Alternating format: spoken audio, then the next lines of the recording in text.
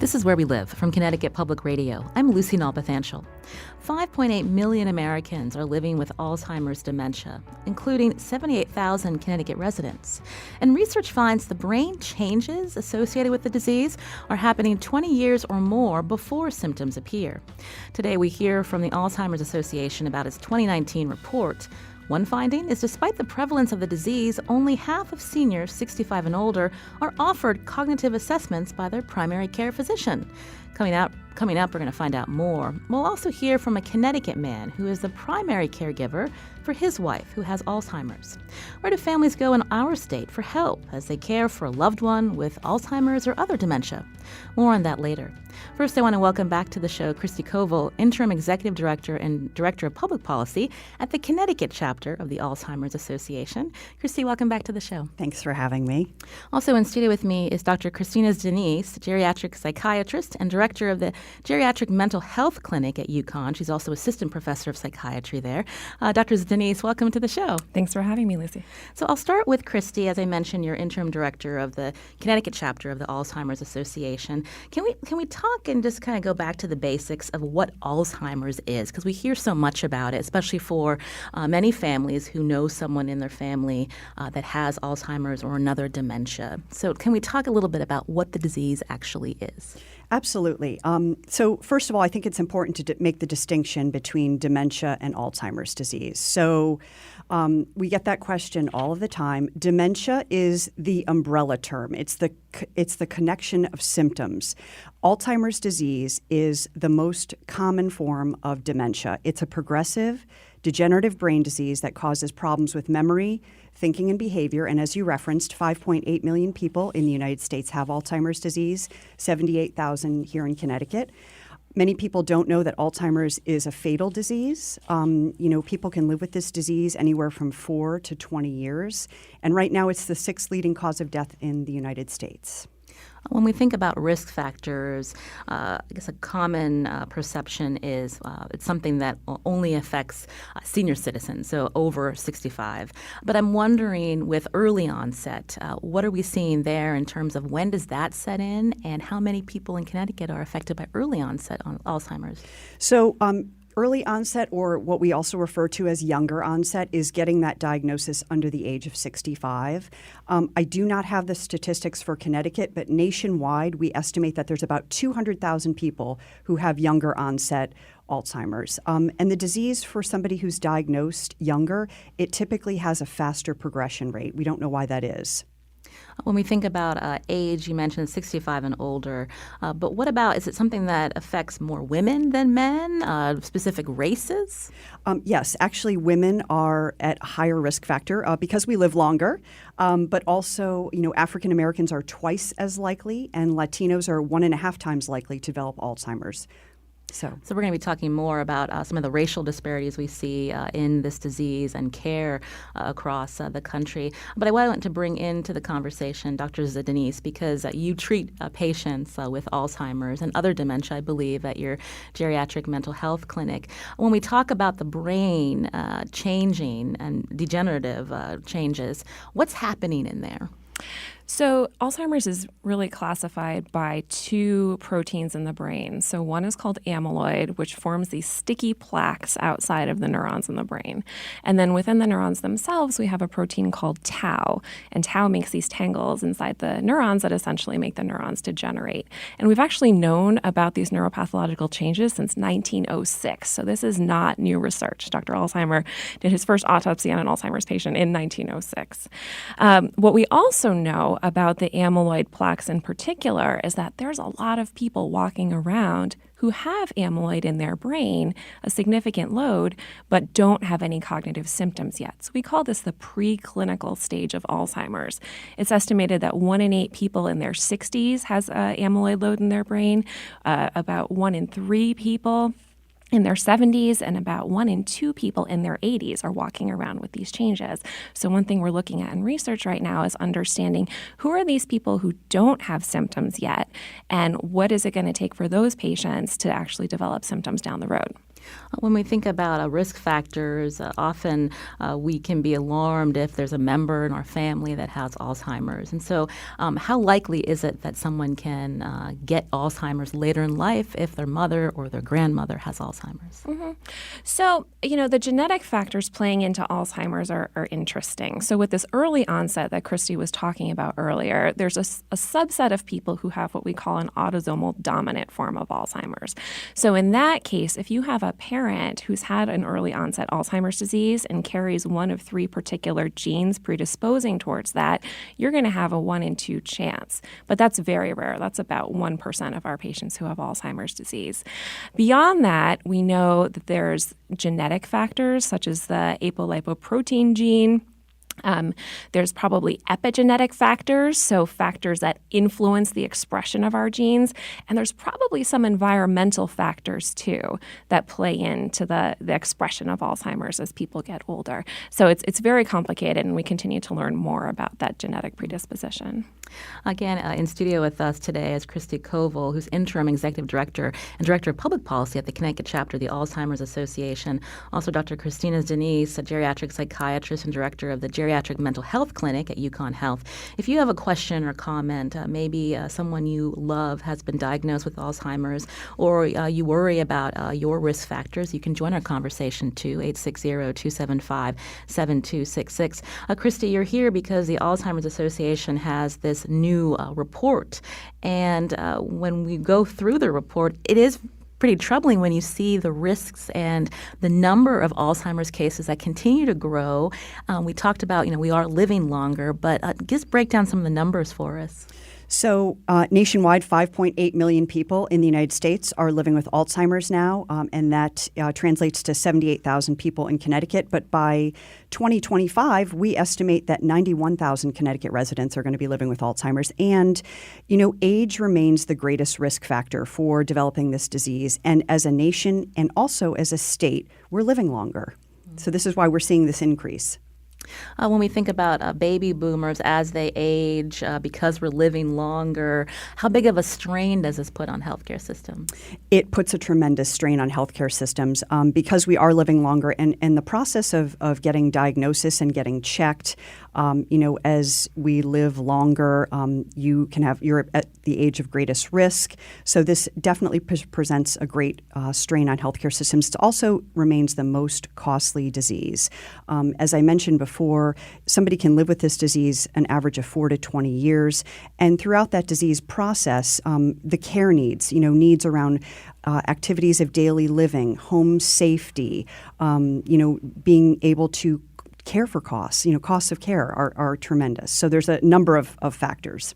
And coming up, we're going to talk about the caregivers, often the family members who do this work, taking care of a loved one, seeing them change before them and not having the right support. So we're going to talk more about what that looks like here in Connecticut. But I wanted to go back to Dr. Denise. Earlier you'd said that you gave statistics about certain people that are walking around with this plaque in their brains now. Does that mean eventually they will get Alzheimer's? Not necessarily, and that's what we're trying to figure out. Is it that if they lived until they were 100 years old, they would eventually present with Alzheimer's symptoms? So we're trying to understand more what it means to have amyloid in the brain. And a lot of the current research is looking at that amyloid and trying to understand, can we clear it out of the brain? If we are able to clear it out of the brain, does that mean that those patients will not have Alzheimer's disease? And there's neuroimaging techniques that are being developed to be able to identify this earlier. So my hope would be that in the future, just like people go and get colonoscopies every 10 years, people would be able to go and get a brain scan to see if they have this amyloid load, and we would have an intervention that could clear it out of the brain. But you're a doctor, so there's that saying, if you don't trouble doesn't trouble me. How many people really want to know that this is happening to them? Because it is very scary, because as of now, there isn't a cure, and we'll be talking about that a little bit later about what kind of medicine and other treatment is out there. But how do you encourage people to think about this early and to want to know what they can do to help deal with the disease if it is something that's likely down the road? Well, you're absolutely right. It's a very scary thought to think that one would lose one's memory and one would lose one's independence and ability to take care of oneself down the road. So a lot of people are hesitant, and I think that's part of the reason why this dialogue is not necessarily happening in as many doctors' visits as perhaps it should be, because there's a certain stigma and a certain fear attached to it. But what we try to do at our integrated memory disorders program at UConn is say, look, this is a big crisis in the country in terms of taking care of these people. And it's going to be better for patients to know earlier rather than later. Do they have Alzheimer's disease? Do they have some other form of dementia? And if so, what does that mean in terms of how they should be taking care of themselves now? What does that mean in terms of future financial planning, legal planning, planning for who's going to be a caregiver down the road? And as Christy mentioned, this is a very gradually progressing disease in many cases. So there's time and space to think about those things. But I think the sooner those issues are addressed, the better for the patients and their families. Christy Koval, through the new report from the Alzheimer's Association, what do we know about the number of seniors, again, 65 and older? How are they being assessed when they go to the doctor? So in our Facts and Figures report, we included this year a special report on the detection. And basically what we found were 82 seniors believe that it's important to have their thinking and memory checked, yet only 16% are getting regular cognitive assessments. And there's a variety of factors around this, in terms of going to the doctor and asking the right questions or disclosing that information, but also the clinicians, needing to have the time and maybe doing that sort of deeper dive in terms of what's going on with this person. It's something that we need to do some work on. When you survey physicians for those seniors who aren't getting the cognitive assessment, what are some of the reasons? It could be that somebody is not presenting with those symptoms. It could be timing issues. It could be a number of factors. Maybe the caregiver is not disclosing. It could be a number of reasons why. We just know that, early detection and diagnosis of this disease not only helps the person living with the disease to plan for the future, but it also helps the caregiver to put those resources in place. So we know we need to do a better job in terms of early detection and diagnosis. When you look at what are the requirements under Medicare, seniors should be getting these cognitive evaluations of cognitive function, but I believe your report found only about 1 in 3 seniors are even aware that that's something that doctors should be doing. So how do you bridge that gap? So we need to do more awareness. This is actually a relatively new benefit in the Medicare annual wellness visit. This was just passed, a couple of years ago. So I think right now a lot of people still don't know about this. So we need to do a better job at educating not only the physicians, but educating the people who are eligible for this to take advantage of it. You can join our conversation here on Where We Live as we focus in on Alzheimer's dementia. The number to call 860-275-7266. You can also find us on Facebook and Twitter at Where We Live. Sarah's calling from southeastern Connecticut. Sarah, go ahead. Hi. My father, late in life, was diagnosed with Lewy body dementia. And I just wondered if there was research on that. It's predominantly in men. Well, thank you for your question. That's a good transition to learning about the other dementias out there. So let's start with Lewy. Okay, so Lewy body dementia is what we would call a Parkinson's disease spectrum illness. Lewy body is different than Alzheimer's. It's not characterized by those amyloid plaques and then the tau tangles that happen inside the neurons.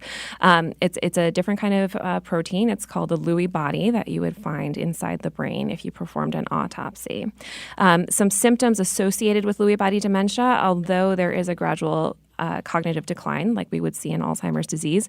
We also see some very distinctive symptoms. So these patients develop Parkinson's features like slowed gait, stooped posture, perhaps tremor. It's also characterized by very vivid visual hallucinations, which is classic for Lewy body. These are very detailed. My patients can tell me that they see animals in the room, people in the room. They can describe what they're wearing. And oftentimes our patients are not alarmed by these visual hallucinations. They just kind of accept that these are there, whether or not they have insight into them being hallucinations or they believe that they are real. Lewy body is a little bit different too in terms of level of awareness. So whereas Alzheimer's has a pretty steady cognitive decline over time. There's a little bit more variability with Lewy body dementia, and that these patients can have moments of lucidity, or they could have moments where they're more confused, and that variation can happen within a day. It can happen over several days. As an example, I had a patient who was about 5 or 6 years into Lewy body dementia who would be confused most of the time, but would have these moments of clarity where he would say to his wife, I know something terrible is happening to me, and I'm very sorry, but I don't know what I can do to fix it. And that was truly heartbreaking for her. It was heartbreaking for me as his doctor to see him have those moments where he understood that and then go back to his level of cognitive impairment, memory impairment. And this impacts men more than women, the Lewy body dementia? Is that? I actually don't know that statistic. I have had probably within my clinic an equal distribution of men and women. Earlier, before we took the call, we were talking with Christy about the importance of assessments and some of the things that can get in the way of the PCP quick visit and whether seniors are getting looking at their cognitive function. So as a geriatric psychiatrist, when you hear that, like, what are some ways to make sure that that assessment is happening? Just better training and awareness? So I think training is very important. We are doing some initiatives with our medical students at the University of Connecticut School of Medicine. We've been bringing in patients with Alzheimer's disease and their care partners to talk to small groups of medical students about their experiences, because I think that one-on-one connection is so important for medical students to understand what this disease is like for patients and their families. And I think establishing that awareness, number one, is very important. In addition to that, we're trying to educate more about shorter cognitive screens that can be done during an office visit. So historically, there's been 30-point questionnaires that would take 10, 15 minutes to complete in an office visit, and that's a long time when you only have half an hour with your patient or 20 minutes with your patient. The Alzheimer's Association has a whole section for physicians on their website that shows shorter cognitive assessments that can be done in 3 minutes, asking people to draw a clock and remember 3 words. That can be integrated very quickly into a visit. So we're trying to educate primary care doctors and others in the community about these alternative assessments. And briefly, Christy Koval, again, Interim Director of the Alzheimer's Association, the Connecticut chapter. I believe the Alzheimer's Association is introducing or planning on introducing a bill to work on getting medical professionals to assess seniors better. Can you tell us about that? Absolutely. The bill's already been introduced. It's actually already been voted out of the Aging Committee at the state legislature. It's raised Bill 827. And basically what we are asking for this bill to do is to educate physicians, physician assistants, APRNs, and nurses with dementia education as a condition of license renewal. Massachusetts became the first state to pass this in the country last year. We are hoping to become the second. Rhode Island and Maine also have legislation pending in their legislature as well. And what we're wanting to do is make sure that people are getting educated in terms of license renewal so they can help recognize the signs and symptoms of dementia and really sort of bridge that gap. This is Where We Live. I'm Lucy Nalpathanchel.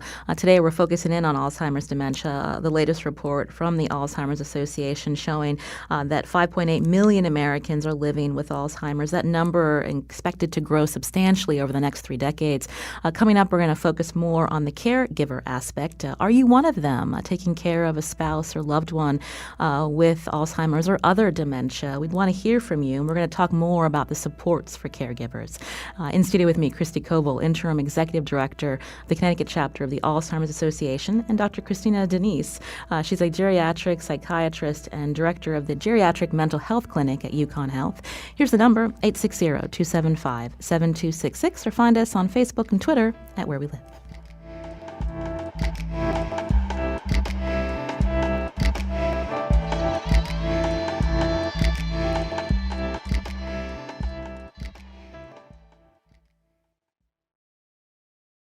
This is Where We Live from Connecticut Public Radio. I'm Lucy Nalpathanchel. We've heard that the number of people with Alzheimer's dementia continues to grow across the nation. Caring for them is costly, and often it's family members who are providing the bulk of unpaid care.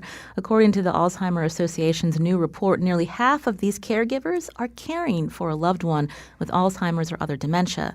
There are 178,000 of them in Connecticut, and one of these caregivers is joining me now in studio. I want to welcome Dick Helstein, who is caring for his wife, Sue, who was diagnosed with Alzheimer's 5 years ago. Dick, welcome to the show. Thank you. It's very nice to be here.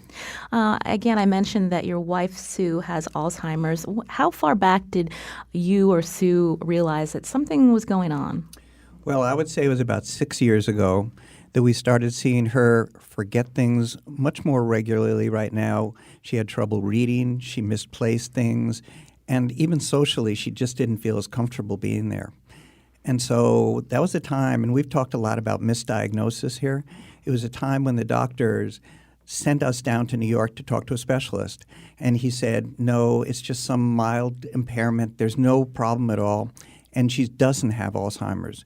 So we went back home and we were very relieved on one hand, but very confused on the other, because we were seeing activity and symptoms which were really reflective of Alzheimer's. And so we went through an entire year without knowing that she had Alzheimer's or having that diagnosis. Can I ask, when you went down to see the specialist and he or she told you that your wife doesn't have Alzheimer's, what kind of assessment did the specialist do? How did they know? Well, this particular one just went and asked her a couple of questions. It was a very short meeting. It was maybe 15 minutes to half an hour. And he was very well known, and he felt that he knew exactly what Alzheimer's was. And it was a very unfortunate situation. And so we went down a year later and then took a whole battery of tests. We took 4 hours of tests. They also did some physical testing as well. And they came out of that saying, we're 92% sure that she has Alzheimer's. How did you respond to that news, and how did your wife? Well, we kind of knew that was coming, but it's like when it really does come, we were really depressed. We were grieving. Our family was grieving. And that lasted for about 3 weeks on this one couch. And then we decided, and Sue is so great, my wife, in this, that where we were right now was not so terrible. I think with this disease, the real issue is that people project as to what it's going to be and take that upon them at the time itself. At this point, we could be doing so much together. And so Sue picked up and said, I'm going to start taking German, which she had done in high school. I'm going to do tap dancing. I'm going to take violin. We all went on walks together. We did so much as a couple that we could do and really tried to make every day count. So you didn't stop living once the diagnosis came? No, that's one of the most important things. And one of the other things, once that diagnosis comes, that's so helpful is that as the caregiver, there are certain responsibilities that you have. I started, developing a living will for Sue that she was able to work with me on as well, and a special long-term care policy so that she was going to be taken care of in the future, as well as powers of attorney. So if anything happened, I would be her power of attorney. So there's just so much you can do when you get that diagnosis rather than sitting on the couch as we first did. A lot of planning and action that takes place, but who's supporting you, Dick? What was so wonderful is, first of all, our family. We've got 4 married children, and they became caregivers not only for my wife, but for me. They wanted to make sure they were not going to lose 2 parents, and they saw the strain that was being put on me. So they would come in and take time in order to make that happen. But one of the most wonderful groups, very honestly, was the Alzheimer's Association, because we went there and they had a group called The Gap, and that stands for Giving Alzheimer Purpose. It was a group of people who had just been diagnosed. There were 9 couples. We all met together, and we talked about what it was like, both as a caregiver and as a patient. We cried, we laughed. We've now been together for 5 years, and there's a great deal of trust and love and getting together as a result. Christy Koval again is here from the Connecticut chapter of the Alzheimer's Association. Dick mentioned having a caregivers group to provide that support. But before we learn a little bit more about that, just walk us through what Dick said about once they got the diagnosis and then the steps that they took to help plan for the future, similar to what you are recommending people when they get the diagnosis to do. Can you walk us through some of those steps again? Absolutely. And I think to Dick's point, the most important thing that somebody can do when they get diagnosed is to reach out for help. This is not something that you should do alone. Reach out to somebody like the Alzheimer's Association. Find out what resources are available, because there are a number of resources available. For our organization, we provide information and referral, education education and training. We have a 24-hour helpline for questions. We also provide educational courses free of charge throughout the state. These are things on legal and financial issues, communication and behaviors. We run more than 100 support groups around the state for people who are caregivers, but also we run groups, these gap groups, Giving Alzheimer's Purpose, for people in the early stages of the disease as well as their care partners. And we also offer, online resources as well. So if people want to call and they have questions about, getting diagnosed, or they actually need more institutionally based care, we can help them.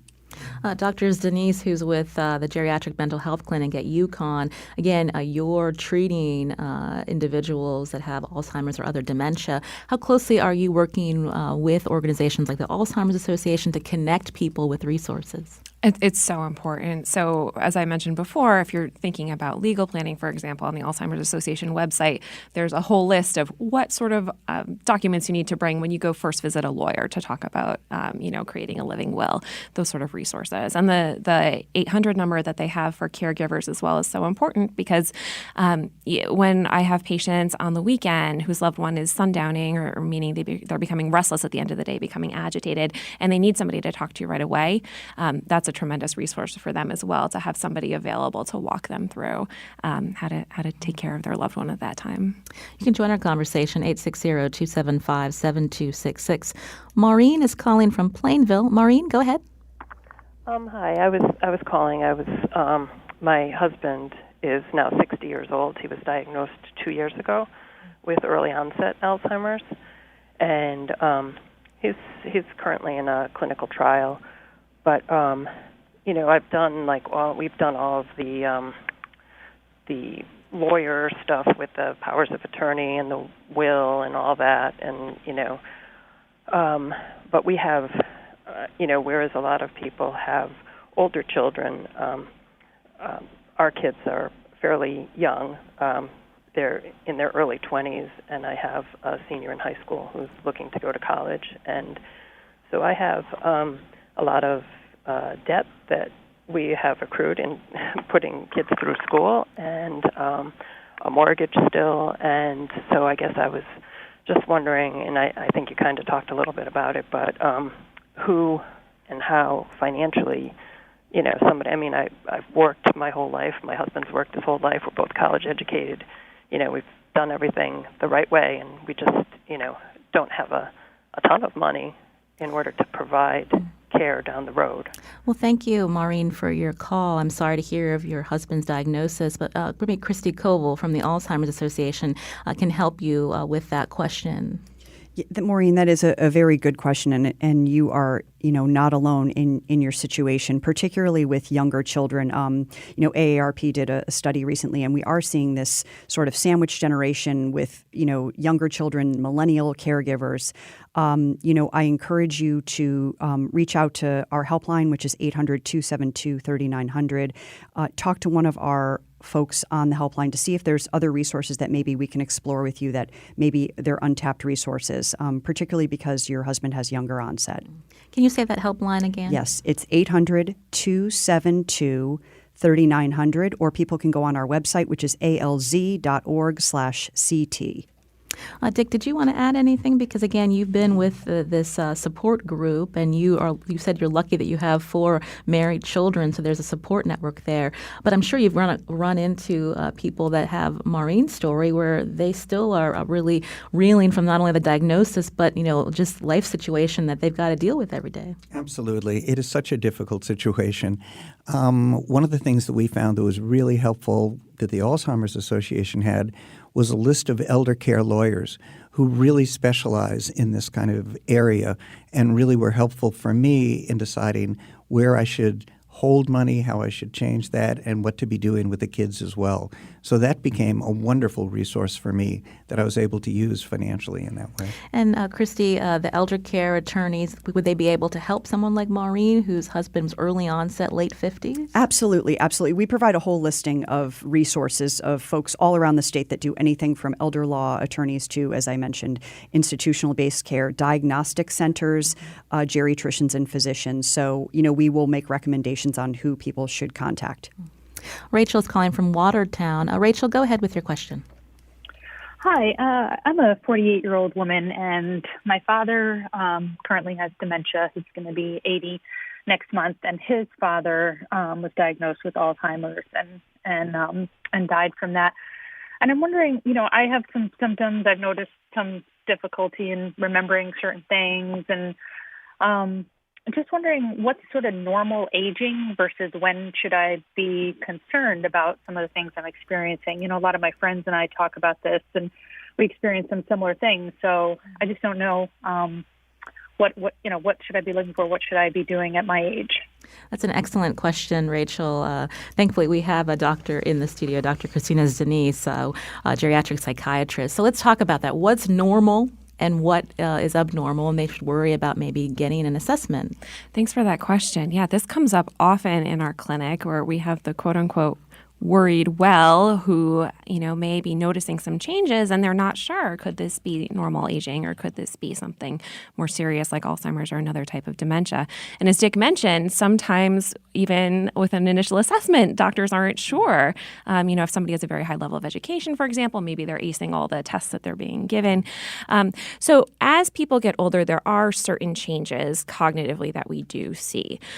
So some level of forgetfulness is appropriate. People lose their keys and that happens, and it doesn't mean that they have Alzheimer's disease. Where we start worrying is when there's some impact of those changes on their functional ability. So are they making mistakes financially when they've been balancing their checkbook themselves for many, many years? Are they making mistakes while driving? Are they making mistakes managing their medications? Those sort of things raise an eyebrow and make us think, okay, we need to do a little bit more of an assessment. But I think even if you're in your 40s and you're noticing a change, it's completely appropriate to discuss with your doctor because there's also medical reasons why people could have changes with their memory. So for example, if somebody has undiagnosed hypothyroidism, they might be a little bit more cognitively foggy. And if they're treated with some medications for their thyroid, that could help. If they have B12 deficiency, that can cause some changes with memory as well. So I think it's never too early to discuss with your doctor because there could be something else going on that can be pretty easily remedied as well. I wanted to just follow up. We heard from a caller from New Milford who says that sometimes just getting a diagnosis from a doctor is so challenging, where doctors refuse to even provide the diagnosis. And she also wants to hear solutions for low and middle class residents in terms of navigating their health care. I mean, who wants to take that question? So the model we have at UConn Health Center, we have an integrated memory disorders program. So this is paid for by insurance, like a regular doctor's visit. You can come in and meet with a geriatrician who specializes in the care of older adults. Although if you're having cognitive difficulty, you don't have to be over 65 to receive that care, where you can undergo a basic cognitive assessment in clinic. You can get the lab work done. If it's appropriate, we can order MRIs or other brain imaging to see if maybe there's some changes to the tiny blood vessels in the brain that's contributing. So these are things that can be done in health centers, certainly. Deborah's calling from New Haven. Deborah, go ahead. Oh, hello. Yes, my wife was diagnosed when she was 60, and I was, of course, her main caregiver, and she passed away at 68. So there's very much to say about that, but I'm going to stay with the caregiving part and how it was very exhausting and very expensive. So the first thing I want to say is go get an elder care lawyer now. Don't wait for anybody to be sick. But the reason I'm calling is keeping her at home after a while was really hard for everyone, the children, me. So we finally put her in a home. And I'm calling about the stigma attached to that. Oh, like I didn't love her enough, her kids didn't care enough. And that, in my opinion, is the real myth. She was better off in a home.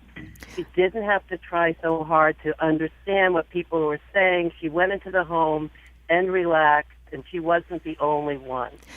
So Deborah, that's Go ahead. Sorry. That is a good point to raise, where families don't have to feel guilty if they try to take care of a loved one, but the best place for them would be like a memory support unit or another type of nursing home. Christy.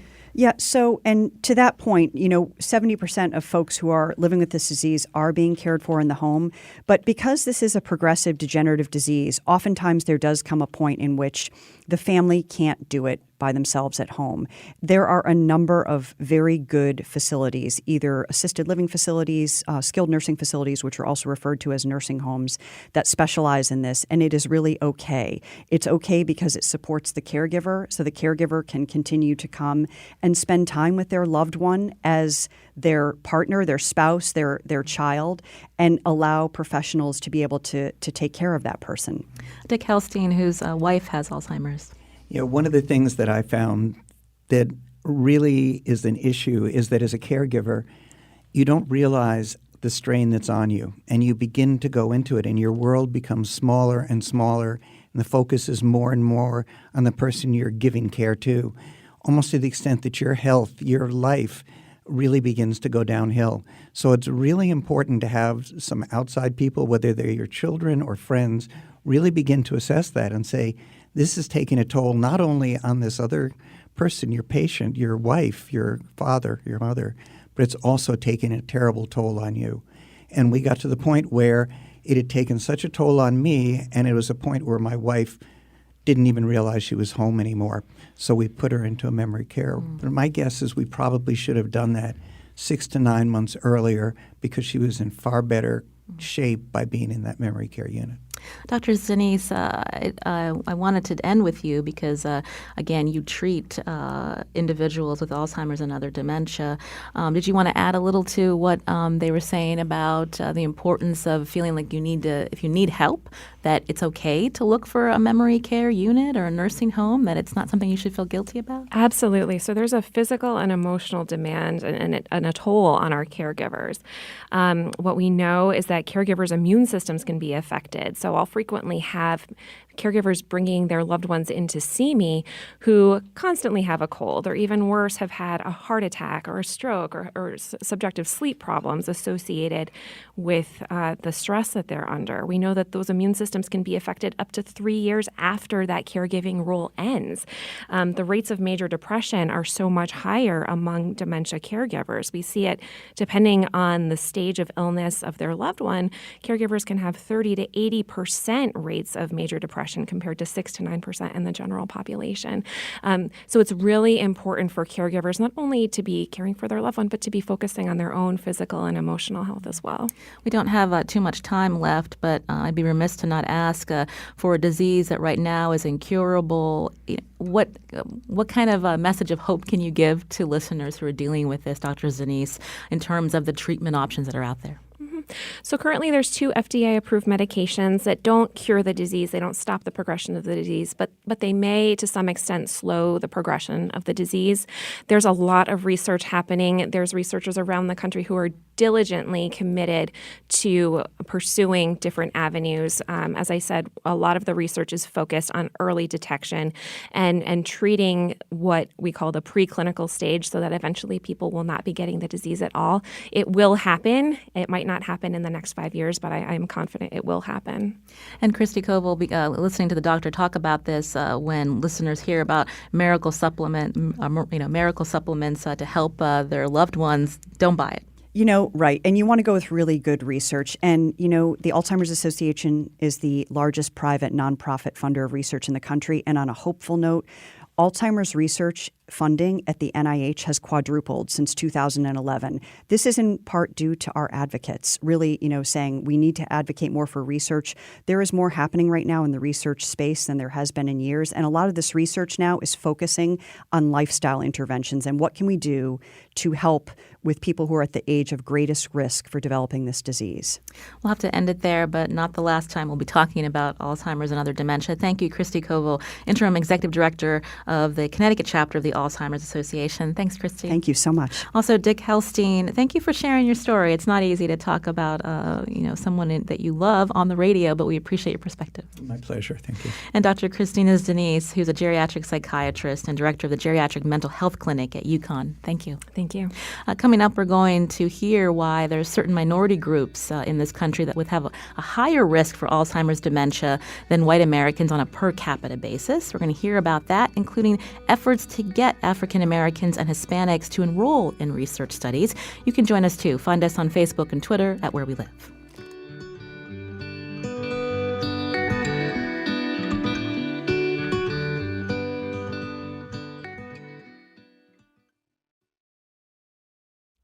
This is Where We Live from Connecticut Public Radio. I'm Lucy Nalpathanchel. We've been focusing on Alzheimer's dementia today, and joining our conversation now is Dr. Lisa Barnes, professor and cognitive neuropsychologist at the Rush Alzheimer's Disease Center in Chicago. Dr. Barnes, welcome to our show. Good morning.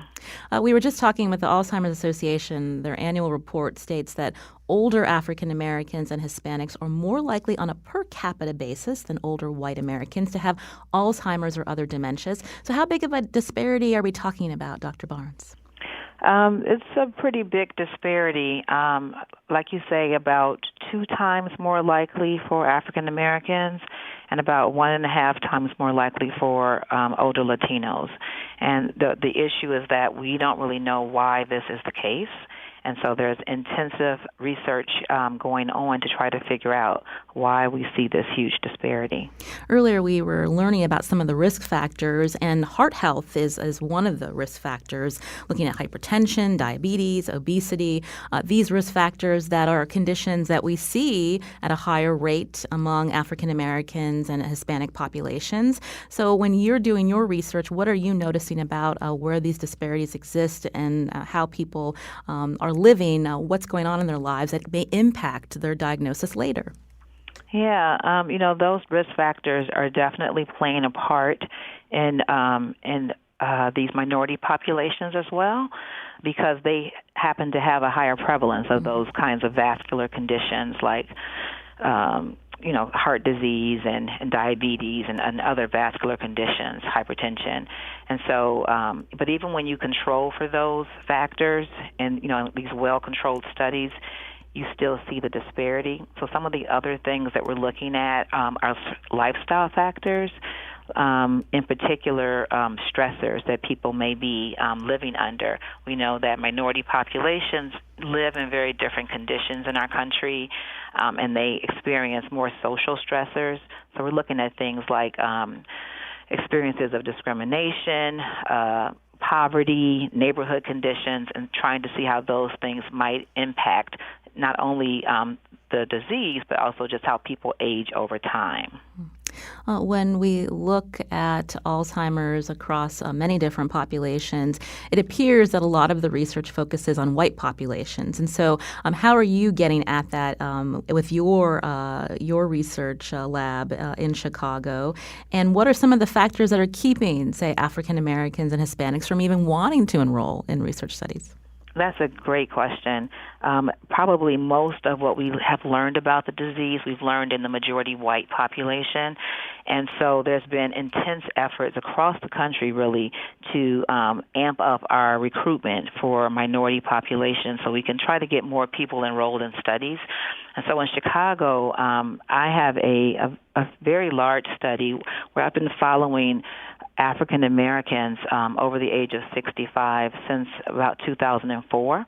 And what we do is we enroll people from the community who don't have a diagnosis of dementia, and we follow them over time to document their lifestyle factors, to measure their memory performance, and then we try to get their brain when they die.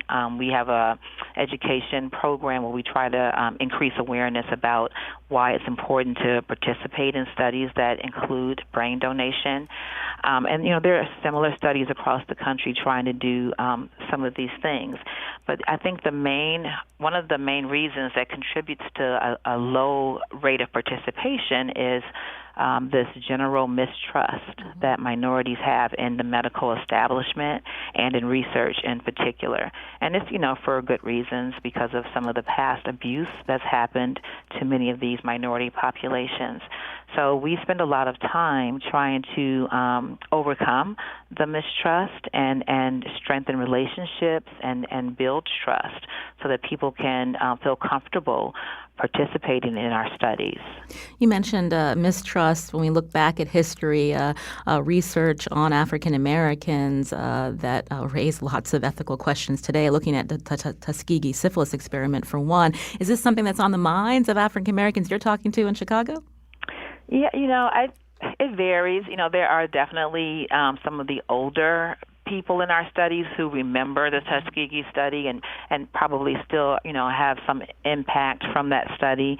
But there are other things that happen, beyond Tuskegee that really keeps people in the dark about research.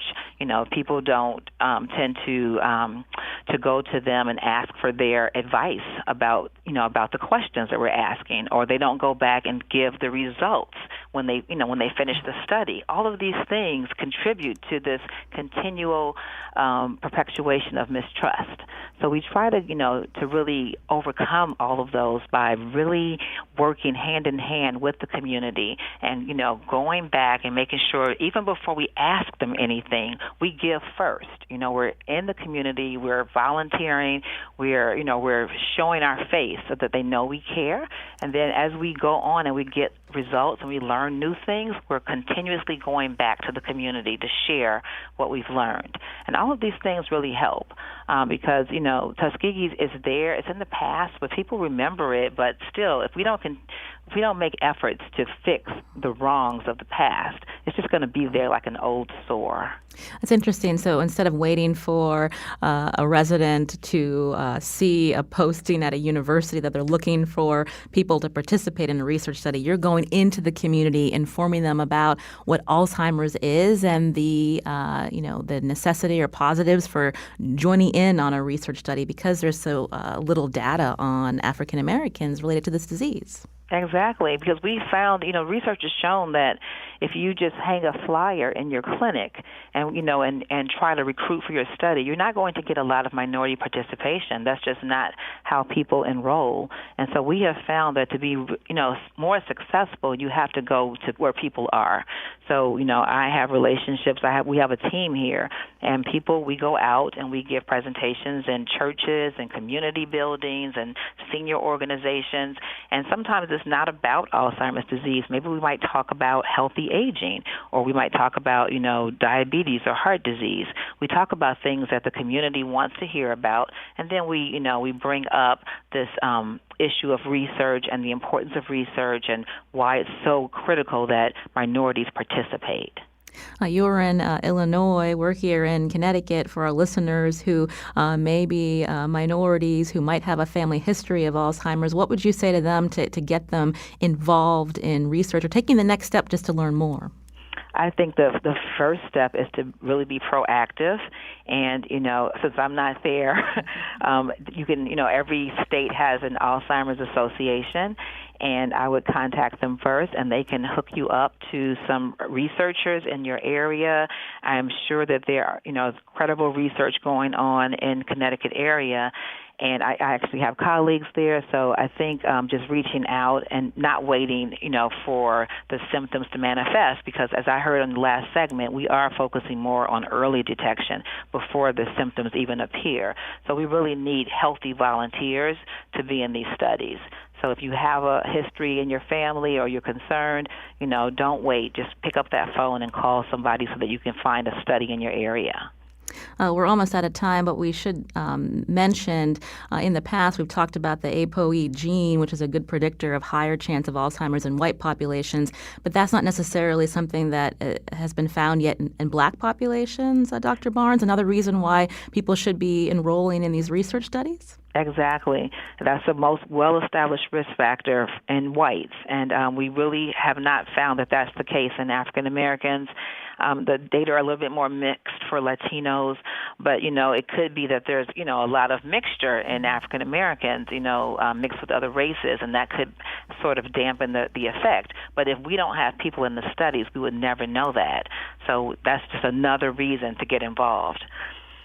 Well, Dr. Lisa Barnes, it's been a pleasure to speak to you. Sorry, it's so short, but we appreciate your perspective. Professor and cognitive neuropsychologist at the Rush Alzheimer's Disease Center in Chicago.